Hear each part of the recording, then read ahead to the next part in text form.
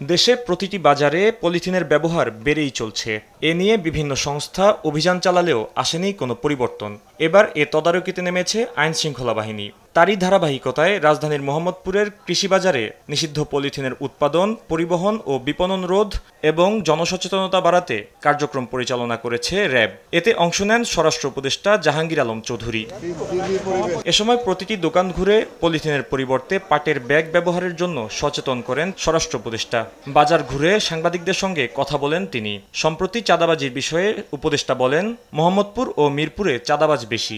এই মোহাম্মদপুর মিরপুর এলাকায় চাঁদাবাজিটা একটু বেশি হয়। চাঁদাবাজিদের ছাই বাংলাদেশে হবে না। এটা যে যত বড় চাঁদাবাজি হোক না কেন, তারে আমরা আইনের আওতায় নিয়ে আসবো। নির্বাচন ইস্যুতে স্বরাষ্ট্র উপদেষ্টা বলেন, কোনো রাজনৈতিক দলের কথা মতো নির্বাচন হবে না। জনগণ নির্বাচনমুখী হলে নির্বাচন আটকানোর সুযোগ নেই। প্রধান উপদেষ্টা যেটা বলেছে ওর উপরে আমাদের কারো কোনো কথা নেই।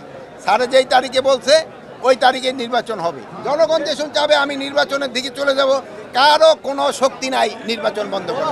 বাজারে দোকানদার ও জনগণকে পলিথিন ব্যবহার থেকে বিরত থাকার আহ্বান জানান স্বরাষ্ট্র উপদেষ্টা। এখন কৃষকরা কিন্তু পাটের এরকম দাম পায় না।